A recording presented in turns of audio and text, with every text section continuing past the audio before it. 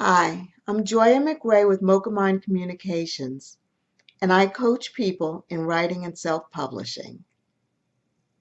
Today, I want to go over how you can use brainstorming or mind mapping tools to create your self-publishing strategy.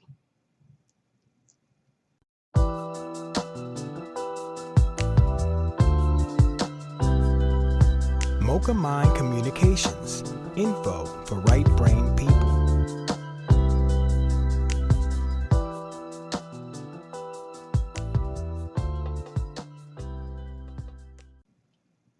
Now, many of you know that you need to go through the self-publishing process. You've already decided that you want to go through self-publishing rather than go through a commercial publisher. But there's so much information out there about self-publishing. How do you sort it out? What do you do? The first thing you want to decide is, do you want to publish print or ebooks? Well, I use a mind map. Personally, I use Mindomo, but there are many other mind maps out there. There's FreeMind, XMind, and many others. Use one that suits you. But what you would do is you would open up this mind map, and what a mind map does is it lays out, it allows you to lay out all the steps that you have for whatever project or process you're going through. And it makes it clear so that you can see in an actual map what you should be doing next. And when it comes to the self-publishing process, that's really important because it can become a muddled mess if you don't know what the next step is. First thing you want to do is you want to decide, do you want to do print books or ebooks?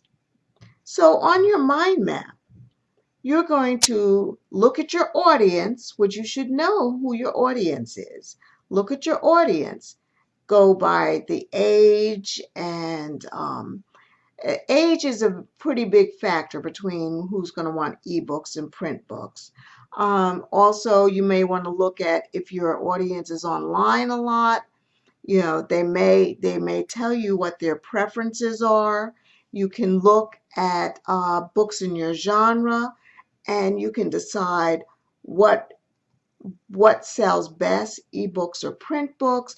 These are all things that you can note down on your mind map and look at the pros and cons of each. You may want to do a little of each. You may want to do heavier on one side than the other, but you lay everything out on a mind map, all the factors, and then you have the picture right in front of you so you can decide which way to print. Print online or print and paper. The next thing you may want to decide is you have to work with a number of professionals when you self-publish. You need an editor. You need a layout professional. You need a graphic designer to do your book cover. You know, so what you want to do is you can use a mind map to go through and list what professionals you're going to want to work with, and you can list all the possible professionals that you have researched and found for yourself. So for example, say you want a graphic designer. You've done some research and you've come up with 3 or 4 graphic designers that you think are going to work well for your project. You list those graphic designers on your mind map. You will go back and you'll list the prices for each of those designers, and you'll list the lead times, how long will it take them to get back to you with your project for each of those designers. You have it all mapped out so that you can see who is the best professional for you to use. You do that with each of the professionals, the editor, the layout professional. If you want someone to proofread for you, you do that with each of the professionals. It makes it very easy. You have a clear chart right in front of you of who you should choose.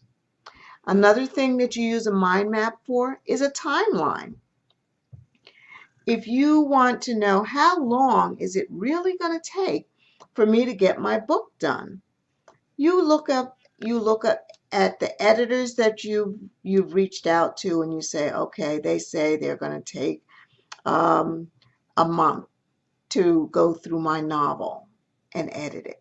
You may see someone has who wants to design the cover, and they may need 2 weeks to do the cover. You may see someone who wants to lay out the inside of your book professionally, depending on the images and text that you have. You may have another month to 6 weeks for layout. It depends on what your actual project is. But what you're going to do is you're going to lay out the timeline for each of the professionals. Then you can just add that up and say, okay, my book is going to be done at such and such a date. So mind mapping or brainstorming tools are really great for laying out the whole self-publishing process from beginning to end. You'll lay out all the steps, you'll lay out the professionals that you are going to use, and you'll lay out your timeline.